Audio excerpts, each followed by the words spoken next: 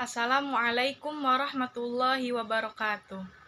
Bismillahirrahmanirrahim. Alhamdulillahirrabbilalamin. Wabihi nasta'in wa ala umuri dunya waddin. Wassalatu wassalamu ala ashrafil anbiya'i wal mursalin. Wa ala alihi wa sahbihi ajmain. Amma ba'du. Yang saya hormati Ibu dosen mata kuliah ilmu hadis, yakni Ibu Hajah Debibik Nabilatul Fauziah, LCMA. Saya Siti Maimunah, NPM 2110631111093. Baiklah, di sini saya akan menjelaskan tentang ilmu hadis riwayah dan ilmu hadis diroyah beserta sejarah perkembangannya. Hadis riwayah. Secara bahasa, riwayah berasal dari kata rawa yarwi, masdarnya riwayatan, yang berarti pemindahan atau penukilan. Mengapa disebut dengan demikian? Karena inti dari ilmu ini memang pemindahan riwayat, penukilan riwayat, baik secara lisan maupun tulisan. Adapun menurut Muhammad Ajaj Al-Khatib, hadis riwayah ini adalah ilmu yang membahas tentang suatu pemindahan atau periwayatan segala sesuatu yang disandarkan kepada Nabi Muhammad SAW. Berupa apa? Berupa dari perkataan, perbuatan, bahkan takrir atau ketetapan sifat jasmaniah dan tingkah laku akhlak dengan cara yang teliti atau terperinci. Jadi bisa disimpulkan hadis riwayah ini seperti hadis gitu, sesuatu yang disandarkan kepada Nabi Muhammad SAW, segalanya dengan terperinci dan teliti. Kemudian ilmu hadis diroyah. Nah, ilmu hadis diroyah ini ilmu yang mempelajari tentang kaidah-kaidah untuk mengetahui sanad, matan, cara-cara menerima dan menyampaikan hadis. Disinilah kita dapat mengetahui keadaan-keadaan matan ataupun sanad dan rawi hadis. Apa sih itu sanad? Nah, sanad adalah jalan yang menghubungkan kepada matan hadis, yaitu nama-nama perawinya secara berurutan. Kemudian, apa itu matan? Matan adalah akhir dari sanad dan inti dari hadisnya. Nah, jadi sanad itu adalah rantaian perawi gitu, rantaian nama-nama perawinya sampai tidak kepada matan. Nah, gitu. Matan adalah intinya gitu, intinya matan itu adalah hadisnya. Sanad itu bagaimana si perawinya itu menyampaikan dari yang pertama kepada sampai Nabi Muhammad SAW. Pembahasan tentang sanad meliputi sanadnya harus bersambung, segi kepercayaan sanad, bebas dari kejanggalan, bebas dari cacat. Maksudnya si perawinya ini sanadnya harus sampai kepada Nabi Muhammad SAW. Kemudian tidak ada kejanggalan, maksudnya tidak ada keraguan gitu. Si perawinya itu tidak boleh memiliki hafalannya yang lemah gitu ya. Nah, tidak boleh cacat, maksudnya tidak boleh ada yang ketinggalan satu gitu di antara rantaian perawinya. Kemudian, pembahasan tentang matan meliputi kesesuaian dengan kandungan Al-Quran, bebas dari kejanggalan redaksi, bebas dari kejanggalan cacat, dan bebas dari kata-kata asing. Tidak boleh di dalam matan itu ada kalimat-kalimat yang di luar redaksi gitu, di luar kandungan Al-Quran, karena matan ini adalah isinya, inti hadisnya gitu, dari Nabi Muhammad SAW. Maka sanad dan matan tidak bisa dipisahkan. Bisa kita lihat di sini contoh sanad.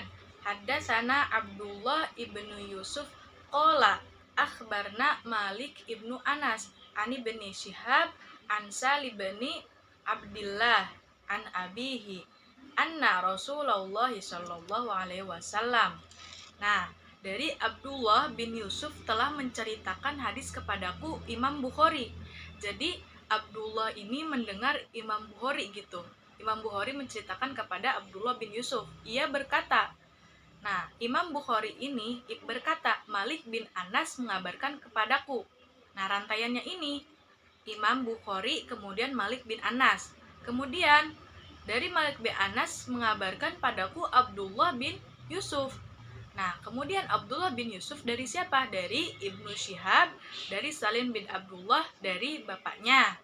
Barulah sampai kepada bahwa Rasulullah SAW. Nah, jadi rantaian dari pertama sampai akhir harus sampai kepada Nabi Muhammad SAW. Makanya rantaian ini perawinya tidak boleh terputus, harus mutasil, tidak ada boleh yang tertinggal. Harus sampai kepada Nabi Muhammad. Selanjutnya di sini ada contoh matan. Nah, kembali lagi, matan ini adalah isi hadisnya, inti dari rantaian sanad tadi. Rantaian yang disampaikan sampai ke Nabi Muhammad, isi hadisnya. Bismillahirrahmanirrahim. Anna Rasulullah Shallallahu alaihi wasallam qala umirtu an uqatilan nas hatta yashhadu alla ilaha illallah wa anna Muhammadar Rasulullah wa yuqimus shalah wa yu'tuz zakah fa idza fa'alu dzalika asamu minni dima'ahum wa amwalahum illa bihaqqil Islam wa hisabuhum 'ala Allah. Nah, jadi matan ini isi hadisnya, intinya bahwa Rasulullah SAW telah bersabda, "Aku diperintahkan untuk memerangi manusia hingga mereka bersaksi bahwa tidak ada Tuhan selain Allah, bahwa sesungguhnya Nabi Muhammad adalah utusan Allah, menegakkan sholat, menunaikan zakat. Jika mereka lakukan yang demikian, maka mereka telah memelihara darah dan harta mereka dariku, kecuali dengan hak Islam dan perhitungan mereka pada Allah Subhanahu wa Ta'ala." Hadis riwayat Bukhari. Jadi disinilah kita bisa melihat hadis ini diterima, makbul atau mardud, ditolak. Hadis diroya ini, maka kita bisa mengetahui mana hadis dhaif, mana hadis palsu, gitu, mana hadis sahih, mana hadis mardud. Kemudian itulah hadis diroyah dan hadis riwayah. Bagaimana sejarah perkembangan dari hadis riwayah? Nah, sejarah perkembangan hadis riwayah ini sebetulnya sudah ada sejak zaman Nabi Muhammad SAW. Namun pada waktu itu Nabi Muhammad SAW melarang untuk menulis hadis. Kenapa? Karena Nabi Muhammad SAW takut akan tercampurnya antara hadis dengan Al-Quran. Kemudian Nabi Muhammad SAW itu khawatir antara Al-Quran dan hadis dijadikan dalam satu lembaran. Karena pada saat itu Al-Quran juga belum sempurna gitu dari penurunan wahyunya. Karena Al-Quran kan penurunan wahyunya secara berangsur-angsur. Makanya Nabi Muhammad itu khawatir jika Al-Quran dan hadis itu ditulis secara bersamaan, khawatir akan bercampur. Pada suatu hari akhirnya Nabi Muhammad juga membolehkan bahwa hadis itu ditulis, karena ada juga beberapa sahabat yang hafalannya mudah lupa atau ingatannya lemah. Maka Nabi Muhammad juga membolehkan akhirnya hadis itu ditulis. Namun pada zaman sahabat ini hanya beberapa saja yang memiliki koleksi pribadi hadis Nabi Muhammad SAW. Jadi hanya dikhususkan satu lembar atau satu buku dari hadis-hadis Nabi Muhammad SAW. Kemudian lanjut kepada menyebarnya agama Islam, menyebarnya hadis-hadis ini pada zaman tabi'in. Akhirnya hadis ini ditulis oleh Imam Az-Zuhri yang diperintahkan pada masa Khalifah Umar bin Abdul Aziz.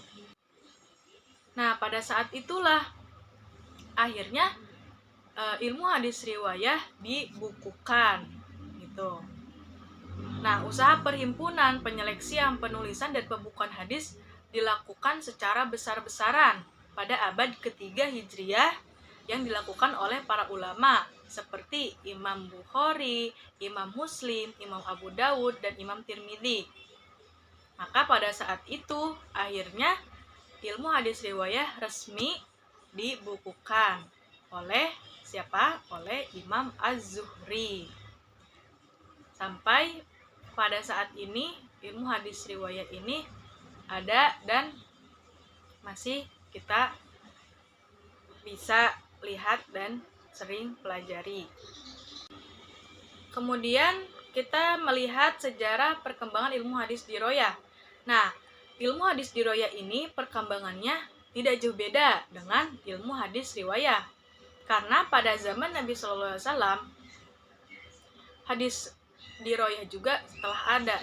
Nah, pada zaman Nabi Muhammad SAW, jika di dalam hadis diroyah ini ada keraguan atau ada kejanggalan, pada saat itu bisa langsung bertanya kepada sumbernya, yaitu siapa? Nabi sendiri. Karena ini kan tentang hadis yang disandarkan kepada Nabi Muhammad. Itu isi hadisnya. Maka